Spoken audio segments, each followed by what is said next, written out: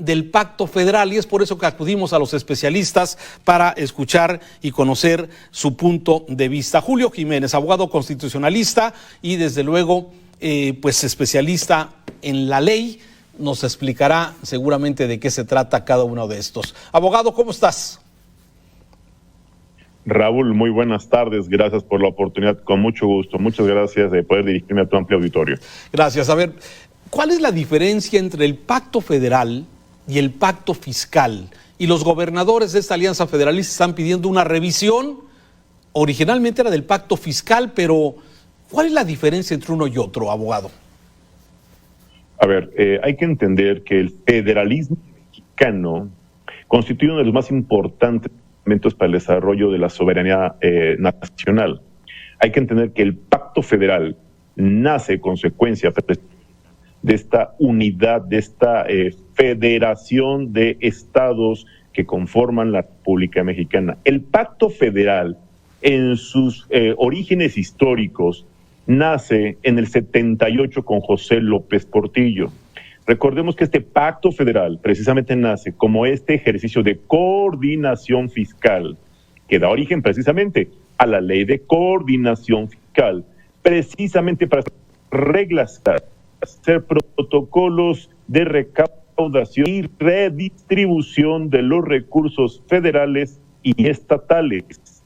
Es importante aclarar, y aquí sí me gustaría ser muy categórico, si me lo permite. Esta alianza federalista es de origen anticonstitucional. Es legítima la lucha, es justa esta preocupación de parte de los 10 gobernadores, habla bien de ellos, habla bien de su compromiso ciudadano, habla muy bien de su preocupación por tener recursos necesarios para responder a las necesidades de cada una de sus entidades, para poder responder de manera muy responsable con las urgentes demandas de el pueblo de cada uno de los estados que ellos representan. Pero permíteme decirte, Raúl, que no es la vía constitucional ni la forma legal procedente. Esta alianza federalista, no me van a dejar mentir mis colegas abogados, reviste condiciones que preocupan mucho en el marco constitucional.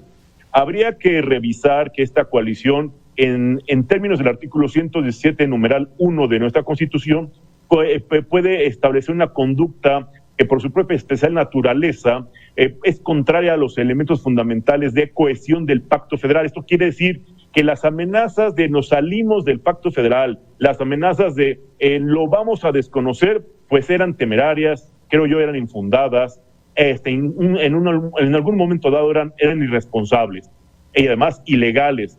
Quiero decir que atendiendo a la hipótesis contemplada en el artículo 123, numeral 1 del Código Penal Federal, se ubica el delito de traición a la patria, en donde estarían encuadrándose las conductas de los 10 gobernadores. Entiendo que ellos no tienen la finalidad de dividir, obviamente, la unidad ni la federación, pero no es el planteamiento correcto. Hay que establecer que la aprobación y discusión es facultad del Congreso de la Unión. Uh-huh. Entiendo perfectamente su preocupación, pero eso lo tendrían que haber hecho hace más de un mes, cuando recién salió el dictamen aprobado por la Cámara de Diputados en términos del 74, fracción cuarta de nuestra Constitución.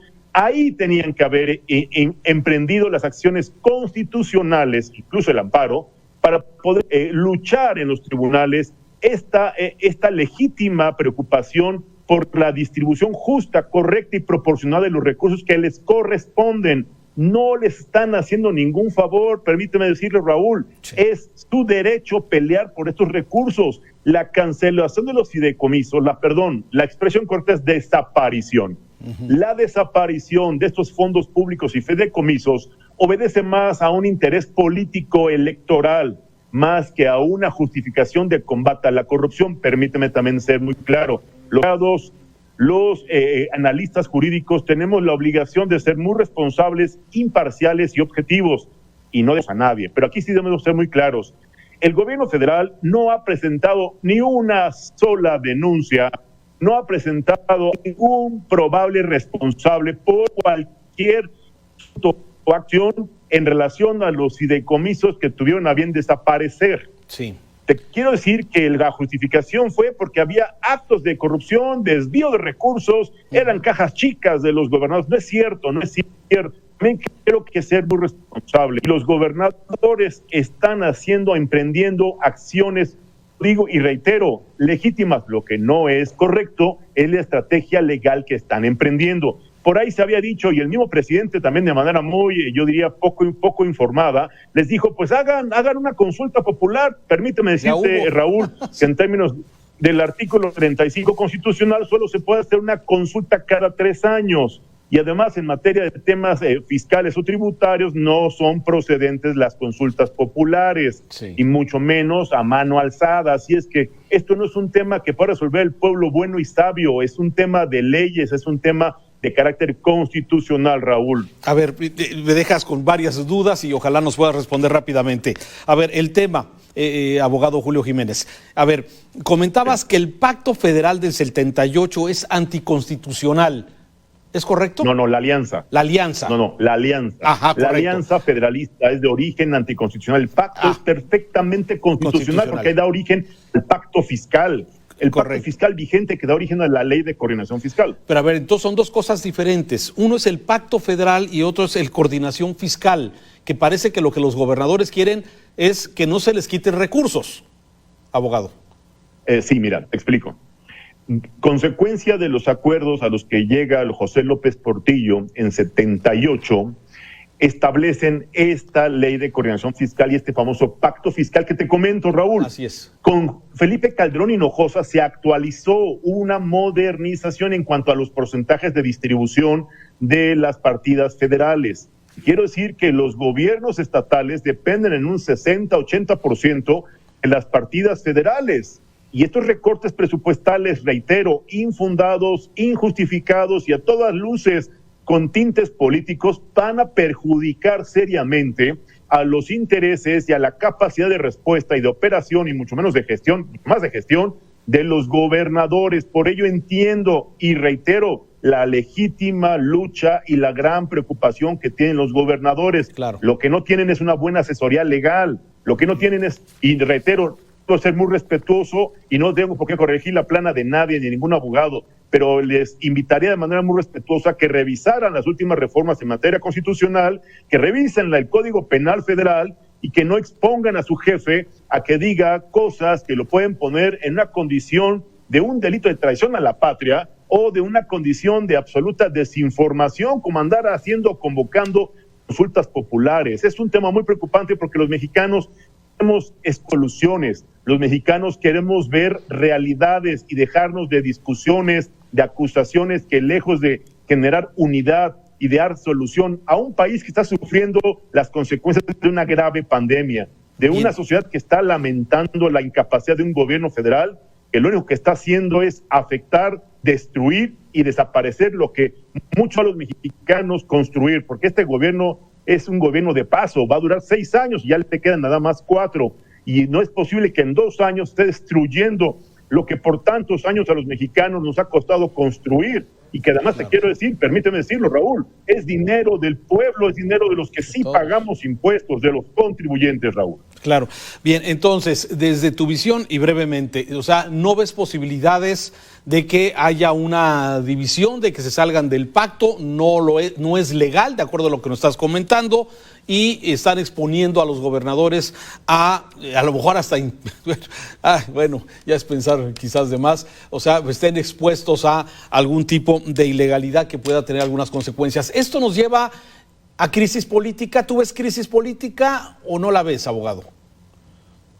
Te quiero decir que en términos del artículo 108, párrafos 2 y 3 de nuestra Constitución, sí se ubican, y ellos siguen en esta alianza de acciones de encuentro, de conflicto con el gobierno federal, y hacen realidad sus amenazas de desconocer o no cumplir o no respetar lo que establece nuestro pacto federal, que es lo que establece nuestra Constitución, se ubicarían en condiciones muy, muy lamentables, e incluso en términos del artículo 111, párrafo 8 de nuestra Constitución, que la Fiscalía General de la República podría iniciar carpetas de investigación en contra de los gobernadores. Recordemos, los gobernadores, como cualquier cargo de elección popular, también pueden ser objeto de juicio político, ¿eh? Hay que ser muy cuidadosos. No hay que llegar a la confrontación, no hay que llegar a la crisis política, no hay que llegar a la polarización. Hay que hacer política de alto nivel, pero con propuestas viables, con soluciones que realmente generen la condición que necesita en este momento México, y dejarnos de andar haciendo grillas. Y es que el problema es que el presidente sigue litigando en los medios de comunicación, el presidente sigue acusando sin fundamento. Yo respeto profundamente a los asesores del presidente y también a los de los gobernadores, pero sería bueno que se sentaran a platicar en términos legales, en términos constitucionales, en aras de dar solución, certeza y confianza a este gran país que en este momento mucho lo necesita, Raúl. Es muy preocupante porque además permíteme decirte que los gobernadores están emprendiendo luchas que, reitero, podrían poner en riesgo la soberanía, la credibilidad, y eso es muy peligroso para la inversión extranjera, es muy peligroso para el capital extranjero y para la inversión nacional. En estos momentos, a final de este año 2020, vamos a vivir momentos nuevamente de grave riesgo en materia de salud, donde se van a requerir inversiones, empleos y reactivación económica, y con un país que vive estos problemas pues de ingobernanza o de ingobernabilidad o de inconstitucionalidad, pues imagínate qué imagen estamos dando al exterior, qué imagen estamos dando a la inversión de capital. Nos podrían el próximo año, recuerdo, el próximo año es un recordatorio, nos podrían disminuir o incluso quitar el grado de inversión, y eso sería terrible para el pueblo de México, Raúl. Abogado, pues te agradezco mucho todos tus comentarios. Gracias, te mando un abrazo, un saludo. Muchas gracias. Raúl, muchas gracias. Como siempre, un placer dirigirme a tu amplio auditorio y estamos en comunicación. Muy amable. Gracias. El abogado constitucionalista Julio Jiménez con usted aquí en Mega Noticias TVC. Hay tantos temas y bueno, todos desde luego tratando de ser desmenuzados, de analizarlos, de cuáles son las repercusiones que tiene en la sociedad, que finalmente somos los que saldremos beneficiados o perjudicados con cada una de las cosas que se están aprobando en el Congreso y lo que está desde luego en camino de este asunto. Vamos a platicar con el director general de esta unidad que se llama Competitividad e Inteligencia, que es miembro del Instituto de Derecho de Telecomunicaciones, es el ingeniero Ernesto Piedras, a quien saludo mucho. Director, ¿cómo estás? Te saludo, buenas tardes. Encantado de estar contigo y con tu audiencia. Muchas gracias. Como dices, cuántas cosas transcurriendo que nos pueden ayudar o no. Y lo malo es cuando vislumbramos que pudiera venir afectaciones, que eso es algo que ya no queremos más en esta época. Así es. Y bueno, y la razón de buscarte es para tener tu opinión técnica especializada sobre estas repercusiones de lo que fue aprobado hace unos días por parte del Congreso en pues los derechos,